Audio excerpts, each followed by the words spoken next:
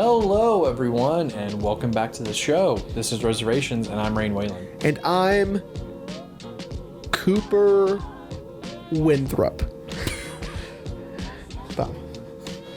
Thank God, something easy for future Rain to do. I noticed you gave up on the other one. Yeah, no, fuck that. Okay. I was like, no.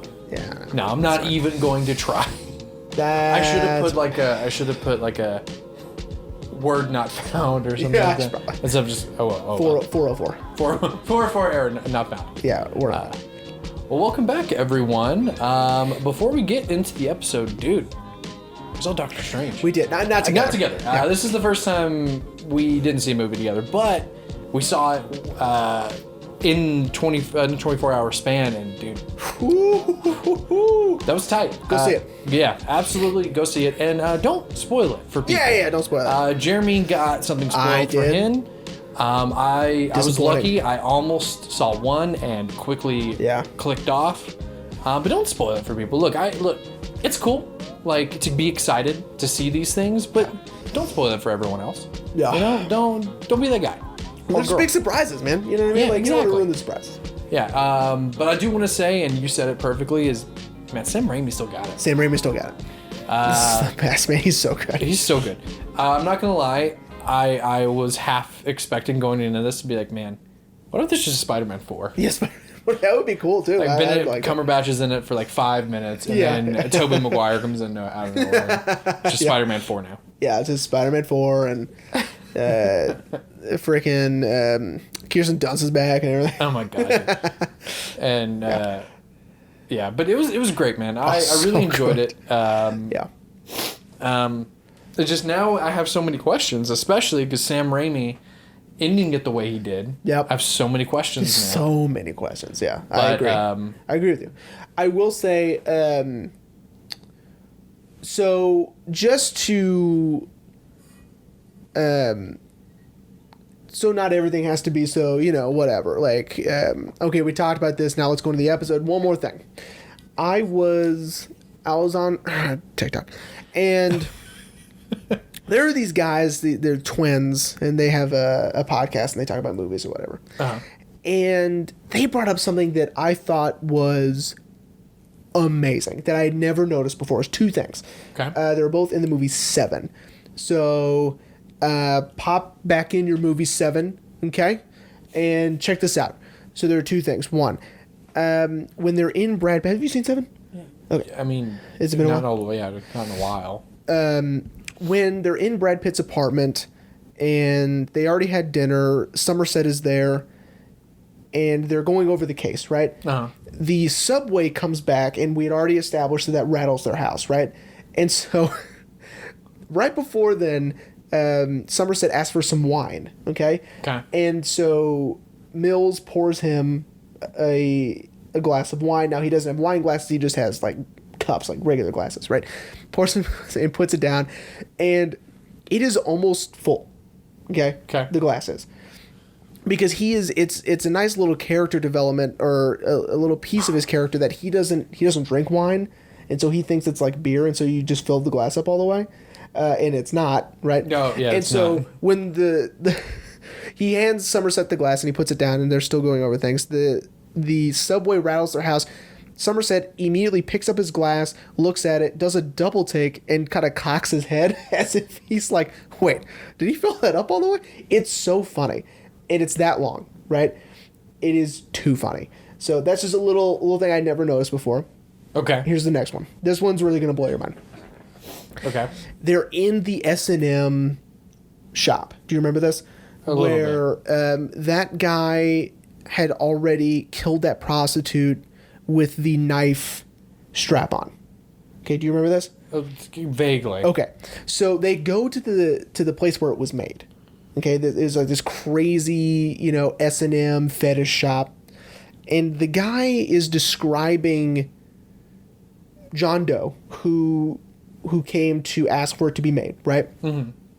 And he said that he was in here, he had a limp. He was kind of odd, whatever. And as he says that, this guy in the background with a limps in front of the door to look at Somerset and Mills. He has a hat on, he has a coat on, and it's John Doe. Oh. And it's like, what is happening right now? I had never noticed that before. So, Seven is full of stuff like that. It's a movie I pop on when I don't know what to watch. And I was like, fuck it, I'll just watch Seven again. Because it just keeps on giving. It's one of those films that I think is perfect. It's a perfect movie. And has also been parodied so many times since. Yeah. Yeah, but yeah, Seven is amazing. So I just wanted to do a little shout out to those guys. I think it's oh man. It's like the last or podcast of the Lost Ark or something. I don't know what it's called. But whatever, they're dope. Kudos for them picking that stuff out. It was rad. Nice. So rewatch Seven again and yeah, you have to. It's so good. Cool. I'll probably do that after I get done with Jedi Fallen Order. Okay. Anyway. So Sorry. If you listened to last week's episode, come and see, or watch it on YouTube. First of all, thank you.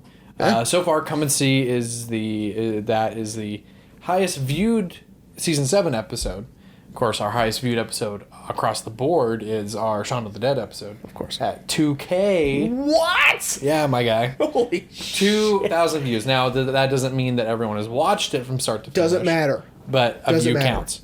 Yeah. But anyway, I just want to say thank you. But if you did tune in last week, today we were talking about Paul Thomas Anderson's Inherent Vice. This is his only book adaptation, correct? Is what I read somewhere? Technically, There Will Be Blood is loosely based on a book, but not really. But this is based on the book of the same name by Thomas Pynchon. I'll look it up. It's like P-Y-C-H-O. Yeah. It's not a usual last name. Yeah. But anyway, this, as we kind of gave in our little tease for last week, has our boy Joaquin Phoenix. It had been a while since we've done Her. So I figured, what better time to do another Joaquin Phoenix movie? Sure, yeah, why not? Josh Brolin, Catherine Watterson, Reese Witherspoon, Martin Short, Benicio del Toro. Sorry, Martin Short. Jenna Malone, Owen Wilson. So many people. Yeah. So Jeremy, you said you had never seen this either. Never. So I want your opinion. Sure. What was your takeaway first viewing? Okay, so first viewing, only viewing, by the way. At first I was concerned about keeping things straight, right? Yes. Until I realized the movie doesn't care, so I don't care, right? The movie's not a classic sort of whodunit or, one of these other sort of private eye films of this nature. Like I think this Chinatown. Yeah, this one's more of, yes, in those movies you need to keep everybody's name straight. You need to know who everyone is related to, in which situation. You need to know who belongs to who and blah, blah, all that stuff. Mm-hmm. Here, things come and go as if by coincidence, right? So it's like, yes, Doc has been asked by his ex-girlfriend to look into her, I guess, boyfriend of sorts, and his wife and her lover, I suppose, or life coach, whatever he was, to wrongfully putting him into an insane asylum and keeping all of his money, making sure he can't waste it all because he was going to, right? Right. But then he gets an assignment from Michael K. Williams, R.I.P.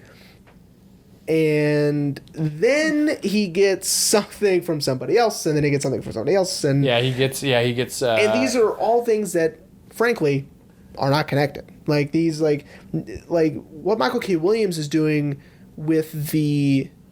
He just wants to get paid back from his cellmate. Right. His white supremacist cellmate. Yeah. That really has very little to nothing to do with Eric Roberts. Right? I mean, essentially. Yeah, pretty much. Owen Wilson's thing. Kinda. But not really also, right? Because, he was hired by Jenna Malone to find him. Because she doesn't think he's really dead. Yeah. Right? And he's not.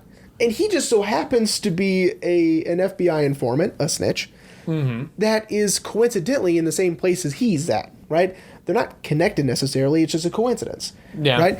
And then you have this shit with Martin Short that, is sort of like a bizarre fever dream. Yeah. Yeah.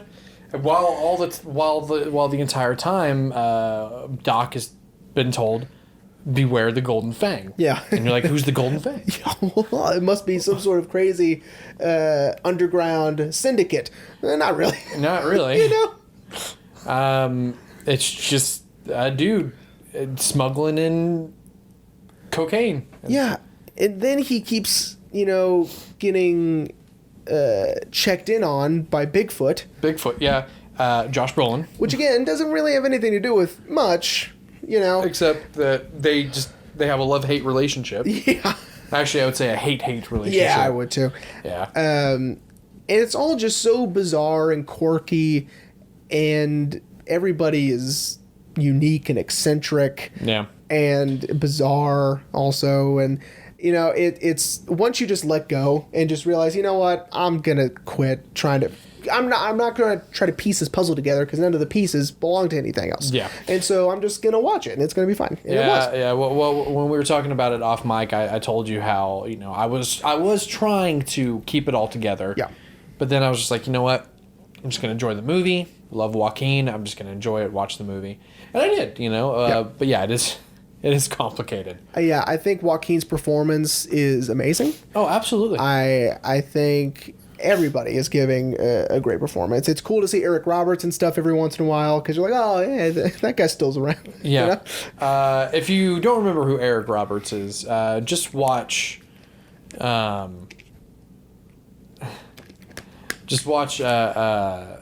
The Dark Knight. Oh, I was going to say the music video to Mr. Brightside, but you're right. That's right, yeah. Yeah. Well, and its subsequent sequel, Miss Atomic Bomb. Yeah. But yeah, Eric Roberts is a well-known character actor, and he cracks my shit up all the time. Yeah. Even when he's being serious. Yeah. Like I just love Eric. There's something about him. Yeah, right? something about Eric Roberts. He is the brother to Julia Roberts. They are brother and sister. Oh, really? And the father to Emma Roberts, which is... Really? Yeah. So, his more successful sister... And more successful daughter. Emma can be kind of...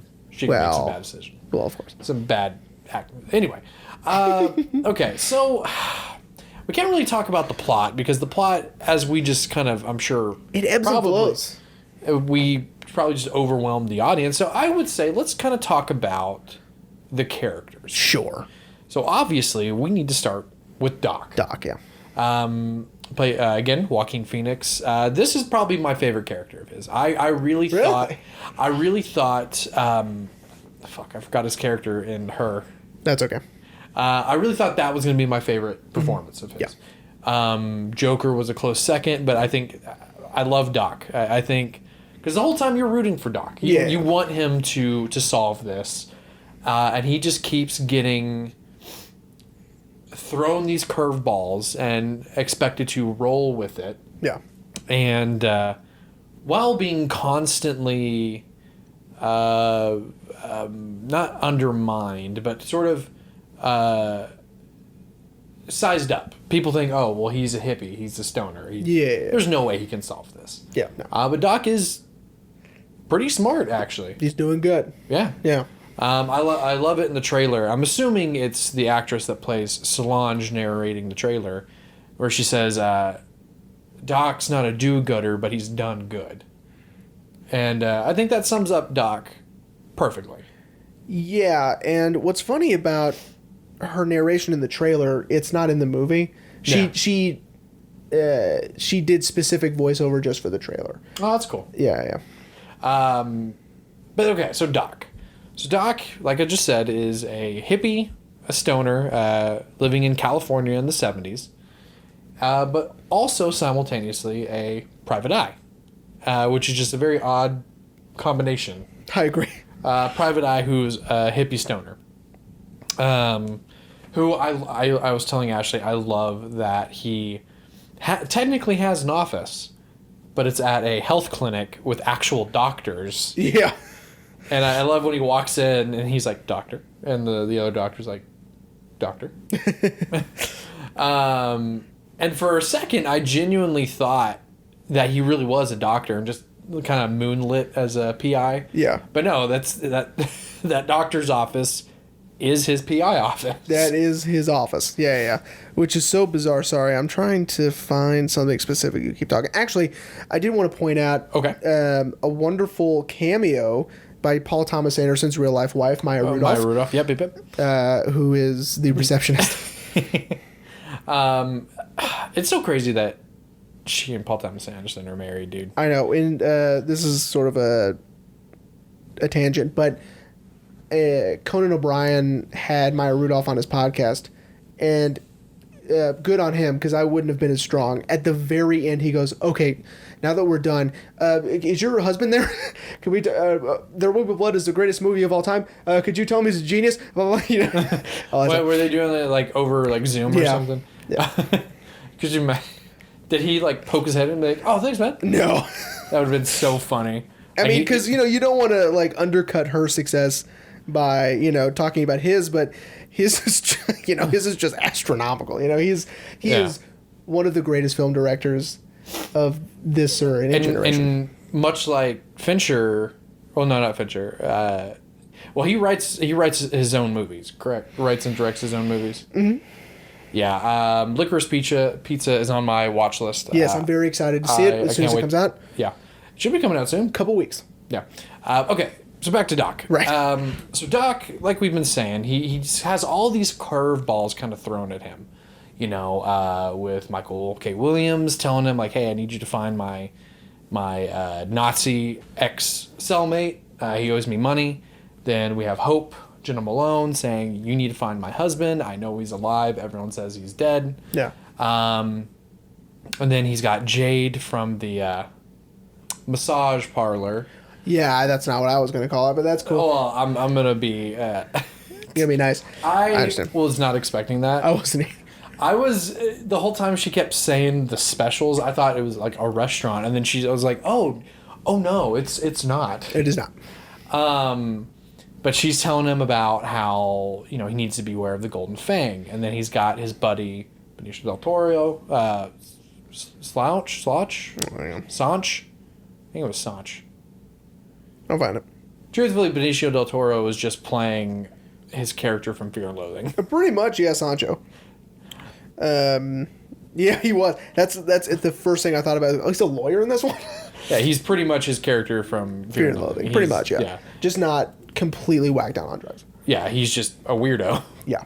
But, Sanch tells him about the Golden Fang is actually a ship. It's not like a syndicate, but then at the same time, it is. Yeah, kind of. Yeah. So Doc is just trying to get all the pieces, and like you said perfectly, he even knows like, okay, how do these fit together though? This doesn't make like I love when he's making his board and he's just like like he doesn't even get it. It's so odd, yeah. Like because it's like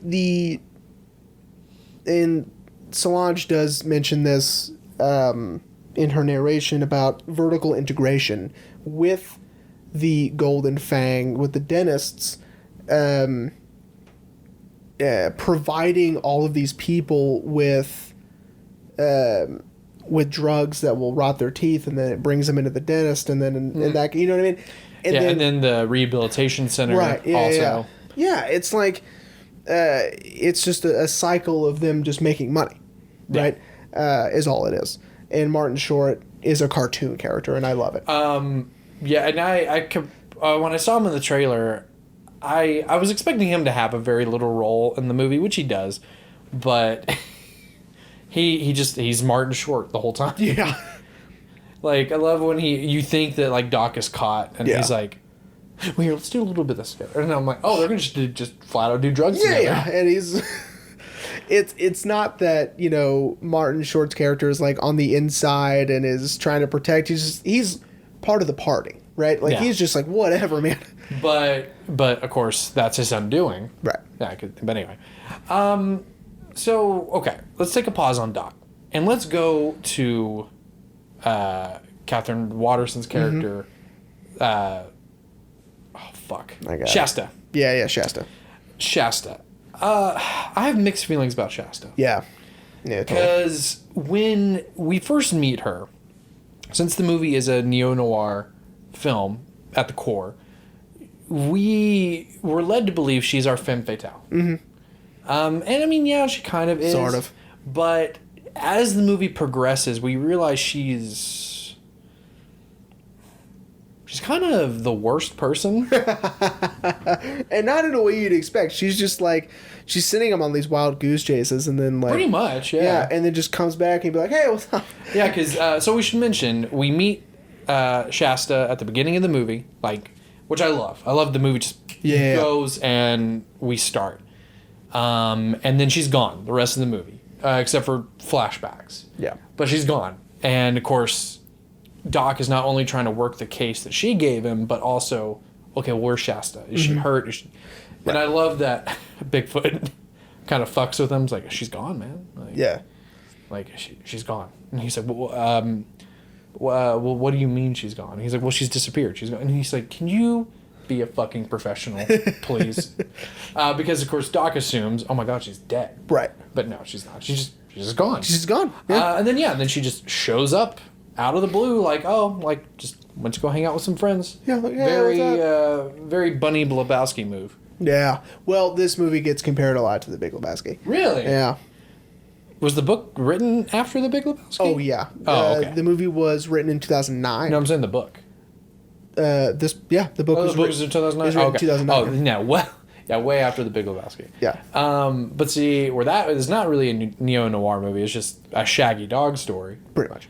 Go back and listen to our 100th episode. Yeah. If you want to hear about The Big Lebowski. Yeah, Big Lebowski. But yeah, so Shasta just comes back and just expects everything to be cool.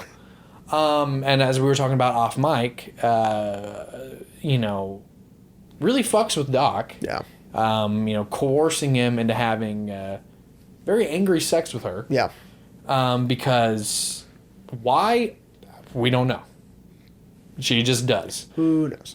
And, and the whole time, I'm going to be real. For the first half of the movie, I was really hoping Doc and Shasta would get back together. Right.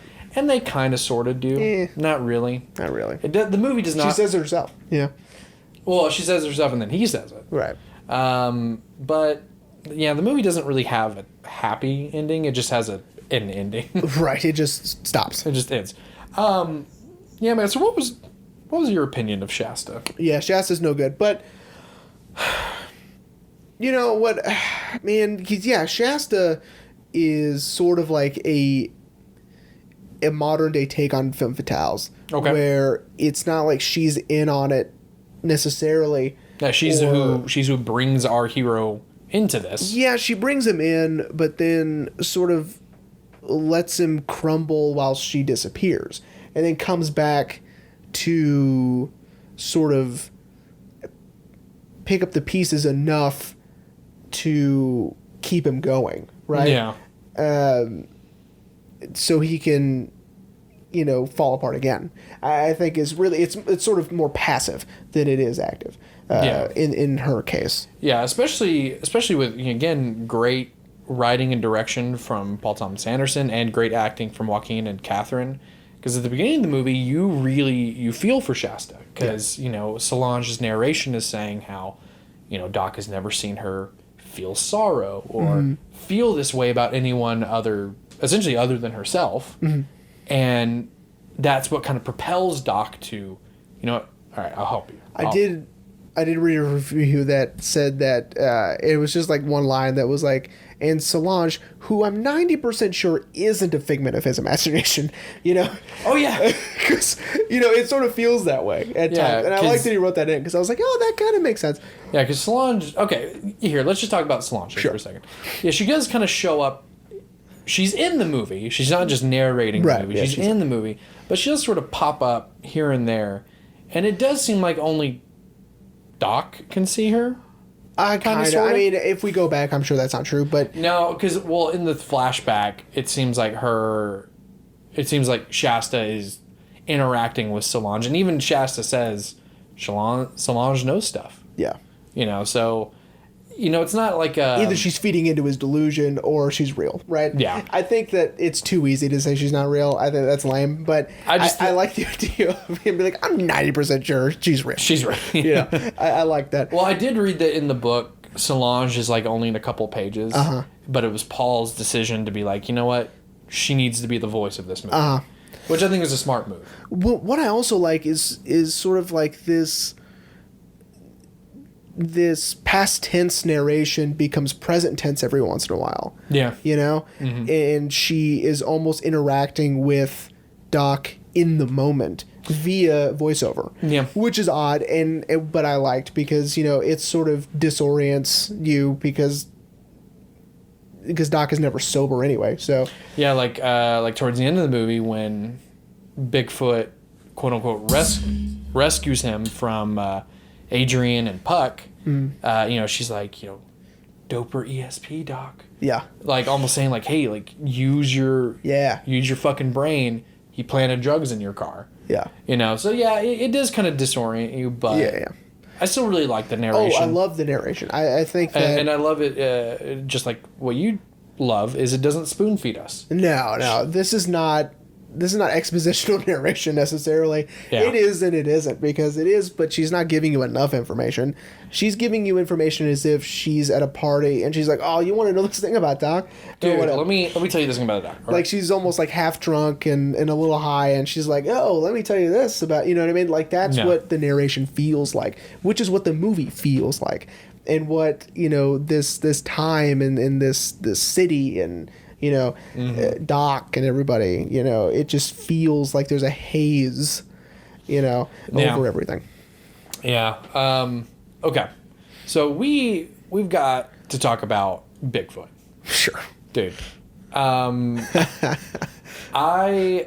love Josh Brolin. Yeah. I think he's great. And I think this character has one of his most comedic roles, even though Bigfoot's probably supposed to be the most serious person in the movie. Kind of, but also no. Right? I think he is hysterical. Every scene he's in with Joaquin, I was laughing the whole time. Yeah.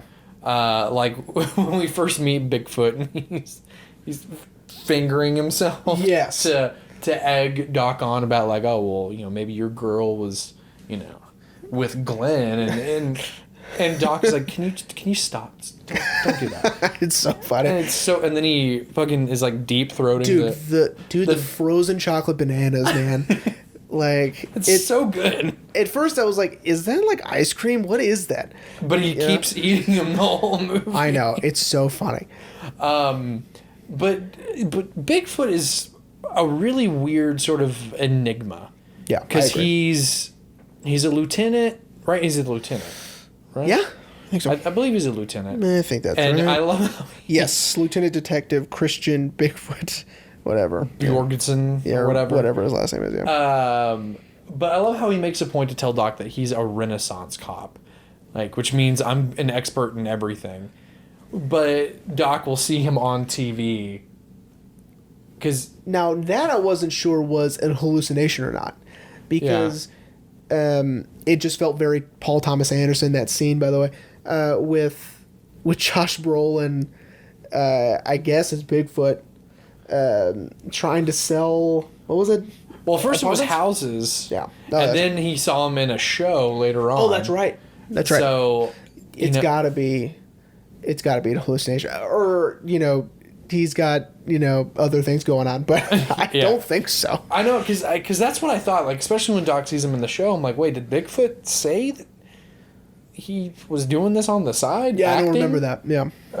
I may have to watch the movie again. I'll for sure watch it again eventually, but Bigfoot is just, and I just love that they refer to him as Bigfoot, not Detective, Bjornsson, or, we only hear his actual name Christian like 2 or 3 times. Yeah. Everyone just calls him Bigfoot. Yeah. Which isn't explained. Well, and he is the antithesis of Doc, right? Yeah. You got he's the anti-Doc. Well, and of course, Solange says it perfectly with the way he looks and the way he dresses and the flat top and all that stuff. Mm-hmm. Very military, very straight edge, very, Doesn't like hippies. No, which is why it was sort of strange to pinpoint, and of course it's on purpose, their relationship with one another, because they'll go from finding him, throwing him against the ground, kicking him, all that shit, and then the next day calling him and be like, hey man, what's up? Yeah. Just wanted to give you a heads up on this. Whatever. Yeah. It's so bizarre. Definitely. Okay, I take back my other statement. So definitely a love-hate relationship. Yeah, because, I mean, he's not, like, when they're on the phone together, they're fine. You know? They're almost friends. Until Bigfoot's wife screams at That Doc. was my favorite part. And that, I think, was when I finally just was like, Bigfoot's not, like, a serious guy. Because there are moments, of course, where he's a little silly. But this one where he is just like, yeah, get him, honey. Yeah. Yeah. It's so fucking funny. Yeah, because he's like, it's Sportello. Oh, you're the Doc Sportello? Oh, you're the reason and he's like, no, the department pays for half of it. Yeah. Oh, well, the department pays for half of the therapy. And Doc is just like, you called me. He's like, he called me. It's so funny. Yeah, man. This movie balances drama and comedy so well. Yeah. Where it's really, really serious and you're like, oh shit. But then other times you're like, I love when he's talking with Owen Wilson at the party, which we'll get to Owen Wilson. Yeah. Because I forgot he was in the movie. I know. Even though, like, they make a point to show that he's in the movie and for the trailer, I completely forgot he was in the movie. There's just so many people. Yeah. I know. But I love when they're talking at the party, and they're trying not to let people know that, like, they already know each other. And he's undercover or whatever. And he's like, oh, yeah, I was looking at the vehicle you told me about. And it takes him a second to be like, oh, yeah. Yes. Yeah, the vehicle. Yes. Were you able to find replacement parts? Yeah. Oh, no, couldn't. Yeah. It was just so funny because I just love that Owen was like, what? What are you talking about? Oh, that. I asked you to check on my wife and kid. Right. So, okay. So let's move on to Owen Wilson. Sure. And then I guess we can kind of. I wish we could have seen him play the saxophone. That would have been awesome. That would have been dope, right? Also, I wish we could have seen him on a jet ski in Loki. Yeah, I mean, what do you got to do? You know? Like, call Kevin Feige. Season 2 of Loki, we better see Mobius on a jet ski. Of course. But yeah, so Owen plays a guy named Coy, who has, according to other people, been dead. Yeah. But his wife, Hope, is convinced he's not. Which he's not. He, as you said at the top of the show, he is an FBI informant, who doesn't really know how he got into this. Like, he can't. He's like, I just am. Yeah, like, I'm a snitch. So and Doc is like, yeah, but who contacted? It's such a hippie stoner thing to say. And, if anything, Doc should be more sympathetic because he can't remember shit anyway. Yeah, that's true. They make a big point and to be like, I don't remember that. Oh, yeah, especially like with Reese Witherspoon, like, oh, how did you know you didn't kill him? You probably forgot. Yeah. How would I forget that? Yeah. And then she's like, well, you just forgot about this. And he's just like, okay. And, but, Coy is... They kind of set Coy up to be the linchpin in all this. He's the key. But no one is the key. No. Like, because they set up Coy to be like, okay, he's an FBI informant. He is working for the Golden Fang. Like, he's what we're missing. Yeah. And then it's actually like, no one knows. Yeah. But to your point, Doc is actually a little bit more sympathetic. So when he makes the deal at the end of the movie to return the drugs... Yeah, he's got to return the drugs. Because, yes, most gangs love it when product is returned to them. Yes. I was really hoping he was going to keep a little bit of it. But, of course... But luckily Doc is smart enough... Yes, Doc's smarter than that. Not to do that. Oh, yeah, because we should mention Josh Brolin was going to set him up to take the fall. Yeah. Which is a real dick move. It's a real dick move, But Doc returns the drugs. Yeah. But tells I will say the one thing that was really cool, is the fact that an old case of his was connected to this. Yeah. The Fenway runaway daughter case. That's right. I thought that, I was like, okay, now that makes more sense. Yeah, that's interesting. That this case is connected to that all he this. remembers her from that. How, I don't know how he remembered anything, but he remembered her, and he remembered her father and things like that, and their connection to this portion of what he's doing. Yeah. Right. And of course, her dad is representing the Golden Fang and cuts Doc a deal. If you just give the product back, what do you want in return? And all he asks is, get Coy out of this. Yeah. Like, let him have his freedom. Let him get to go home to his wife and kid. And he does. And that's probably the most happy ending. Yeah, I would say. And then we also get, we also get a little nice bow tied to who killed Martin Short, right? Oh, yeah. Because he's saying it without saying, or, he's just like, I don't know why I would have motive, because he only, took my daughter into this debauchery and all that shit, Yeah. Like, he's like, oh, okay, so he had a gun. Okay. Well, we check. We checked that off. Yeah. I don't remember who killed the neo-Nazi. I don't remember who did that, or even if they said, I don't think they ever said. Okay. Yeah, they never said who killed Glenn. Because at first I was like, wait, did I hit forward or something? Because did I skip a chapter? Yeah, did I skip something? Because he's waking up next to that dead body, and I don't know what just happened. Like, what I mean? Like, this movie is like that, Yeah, and I think it's because, we are seeing all this from Doc's perspective. That's true. So if he wakes up and there's a dead body and he doesn't know who killed him, we don't either. Then we're not going to know. Like, okay. So I will say, the weirdest scene was that final scene between Doc and Bigfoot. Yeah. Where Bigfoot kicks his door down. Which I love that he's like, oh, he was asking for me? He usually kicks my door down. Yeah. And now we see it. He kicks his door down. Come on, man. And then it's almost, I feel like Bigfoot is defeated. Because do you think... Because they don't say why. He's clearly upset, but they don't say clearly. Why. Because he finally takes a hit off Doc's joint. And then eats all the marijuana. Yeah, and Doc cries, right? There's a couple of tears. I guess it's his confusion, his empathy, his sort of like wanting to know what's wrong, right? Yeah. And he doesn't really get that. Yeah, and neither do we. Nope. We don't know why he's upset. Don't know why he was upset. Don't know why he ate all the marijuana. Don't know why he left. Don't know why he kicked the door down. Whatever. My theory is I think he may have gotten in trouble. Maybe. For trying to plant drugs in Doc's car. Yeah, maybe. And maybe he's getting reprimanded for that. Here's what also might be true, is all of this was answered and we just are dumb. That's a possibility. Yeah, I think. Hey, if it was answered, by the way, and you're listening, Zach mostly, I guess. Thank you, Zach. Yeah, really appreciate it. If you could just let us know what's going on, because I missed it. So did I, man. Like, if there are answers at all. If there are not answers, then okay, then I guess we got it. Yeah. Then nailed it. I was also drinking wine during my viewing of this, which was a mistake I noticed about 20 minutes in. I go, I shouldn't be drinking this, and then I kept doing it. Let's see, I had just really gotten out of bed when I was watching it, but I was still paying attention. Of course. I was just like, what? I was like, there's a lot going on.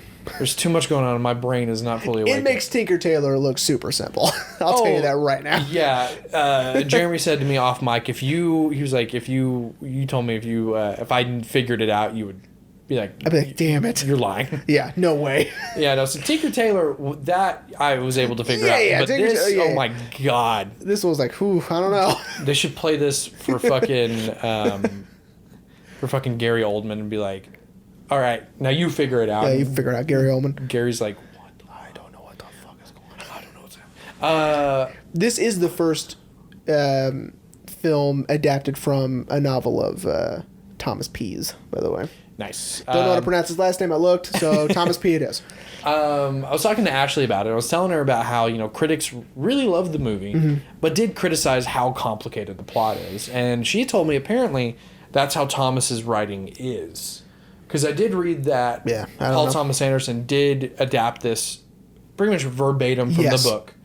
A couple things he had to leave out, but most of it is in there, and it is verbatim. Yeah, and of course, making Solange more of a present. But yeah, which I found, which also I love, because I think anytime someone adapts a book or any adaptation, you need to be respectful. I read somewhere that there was a scene where he had dinner with like Thomas Jefferson or something, like Doc in the book. Yeah, and they cut that, or yeah. And they cut it for the movie because I mean that's too bizarre. Yeah, it might not have been Thomas Jefferson, but it was a founding father, by the way. Yeah, I feel like if we'd have seen that in the movie, that would have kind of been like, what is happening? That probably would have grinded it down to a halt. But anyway, yeah. So Ashley was telling me that this is how apparently Thomas's books are.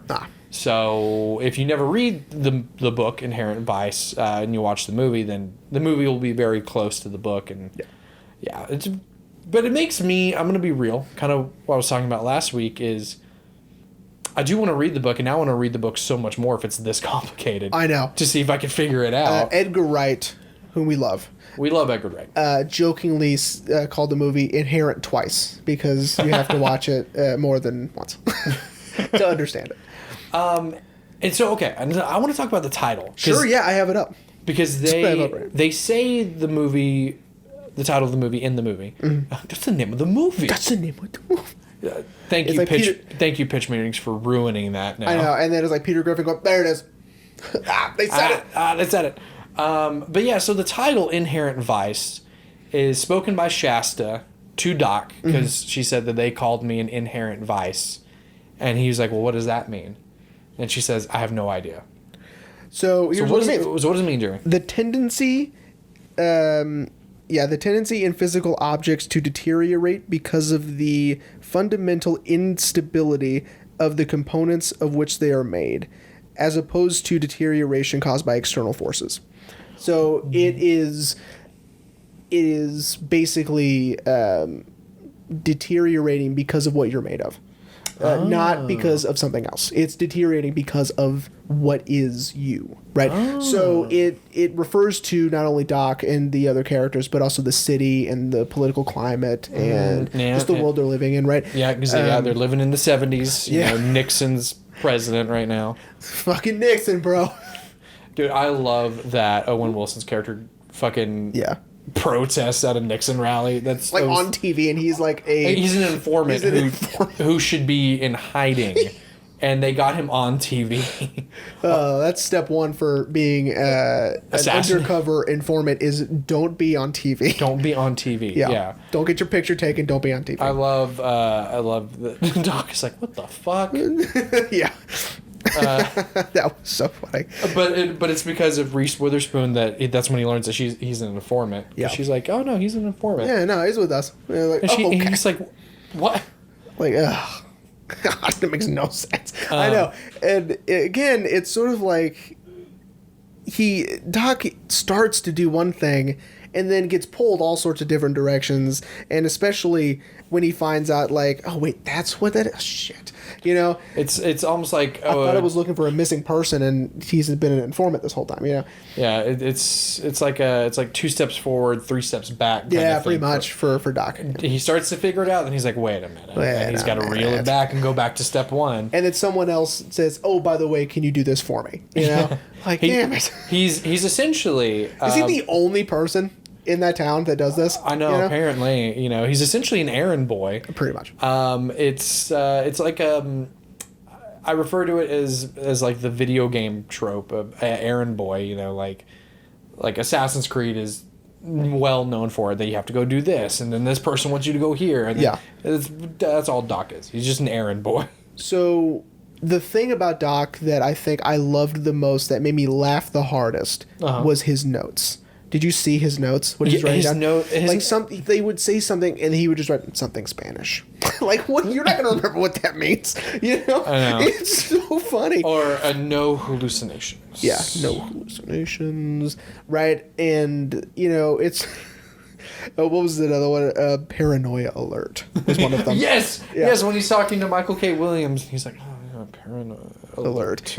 It's just like, what does that mean? He has no reference to what that means. I'm going to be honest. It's so funny. When we were in high school, that's how I would take notes sometimes. Really? Yeah, it would be incoherent babble. Yeah. That I would forget like, what did I mean with that? Yeah. Well, and here's what makes it a little bit different is at least you know what class you were in. That's true. When you wrote that down. That's true. He's just writing things down. He's not writing Michael K. Williams' name down.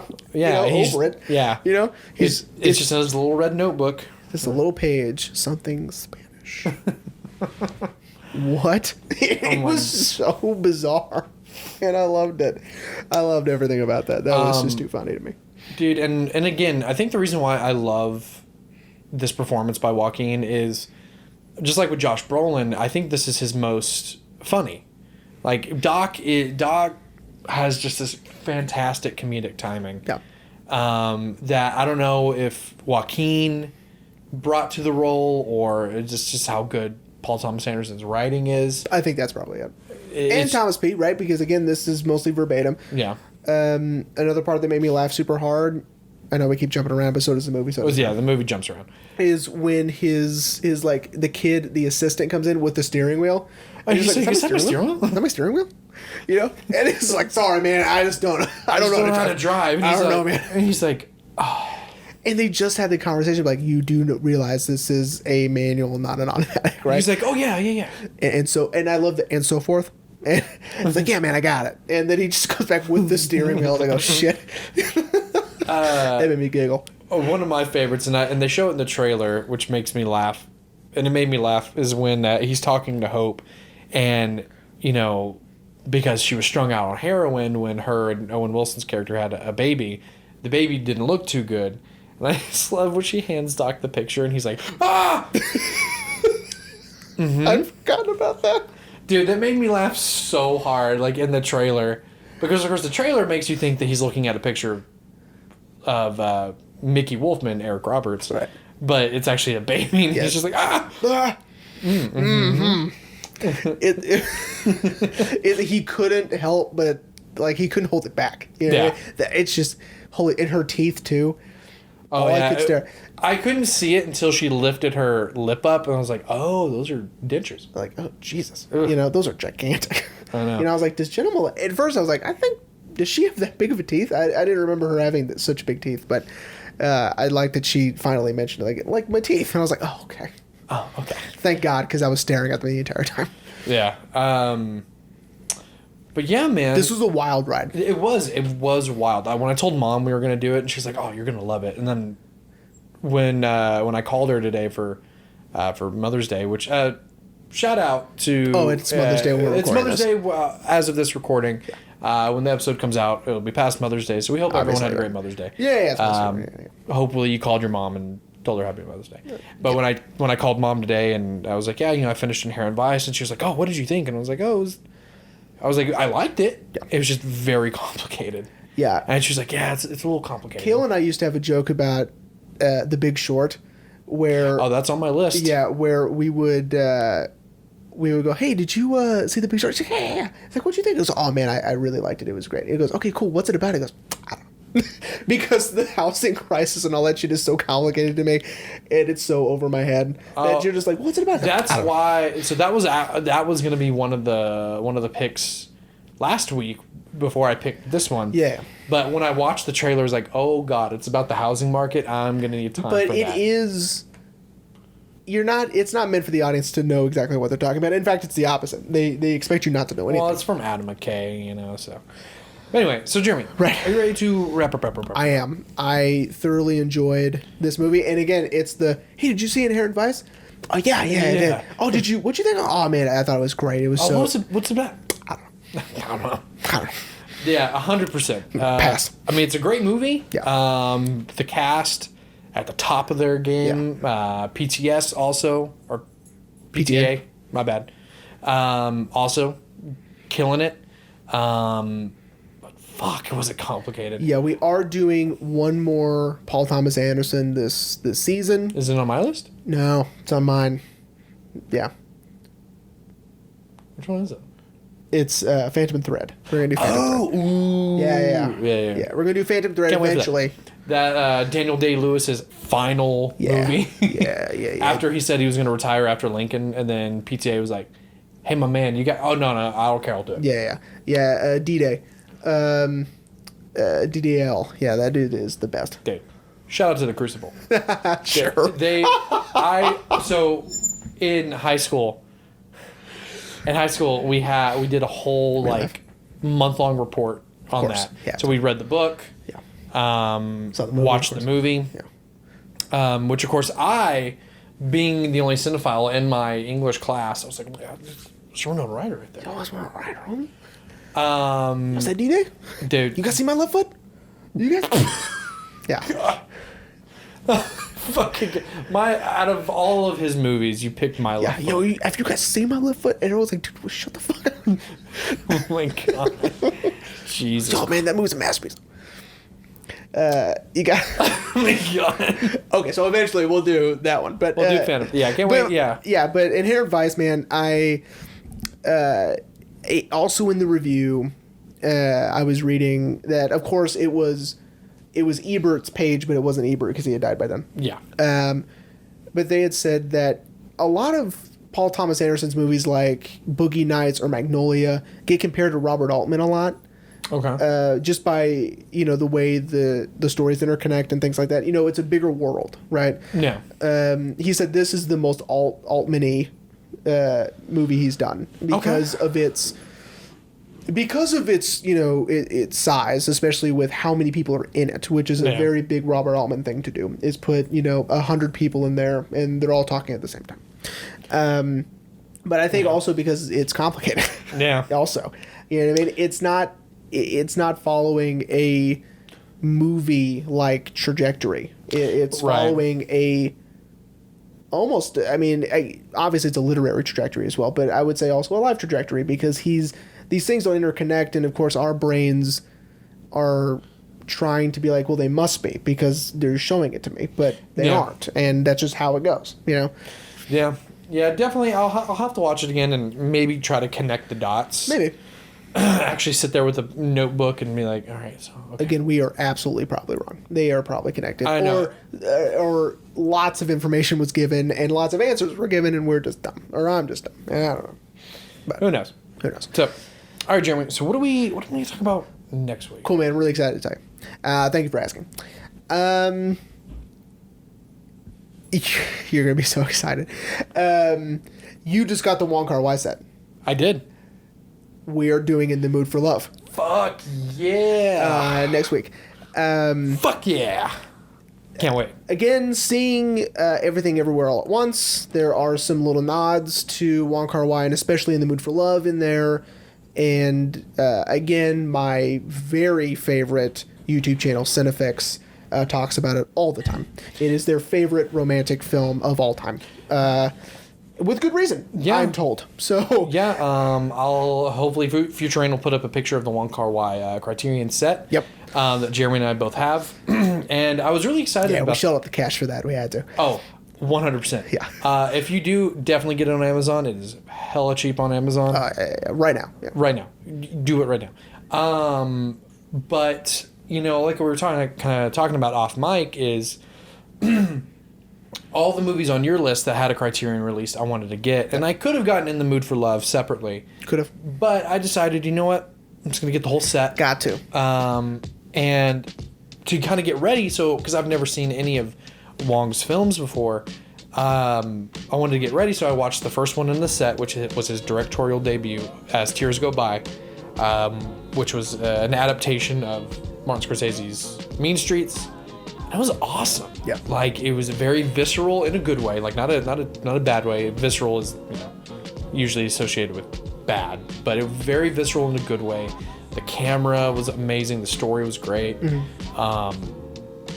It was very short, too. I was not expecting it to be only about an hour and a half. Yeah. I was like, oh, shit. Like, I think In the Mood for Love's only an hour. It's not very long. But yeah, man, I can't wait. Yeah, me too. I'm very excited to do In the Mood for Love. And I'm gonna let Shep know so he can rent it at the library. It's my 72-year-old friend at work, so he can rent it at the library so we can watch it. Because he was like, "Let me know when you talk about it." So I go, "Will do, my man." Will do. Yeah, dude, I can't wait, man. Yeah. Especially some of the other movies on your list. I can't wait to talk about. But yeah, In the Mood for Love. So we hope everyone enjoyed Inherent Vice. Again, sorry we jumped around so much, but the movie is kind of hard to talk about. I would agree. And we will see you next week for In the Mood for Love.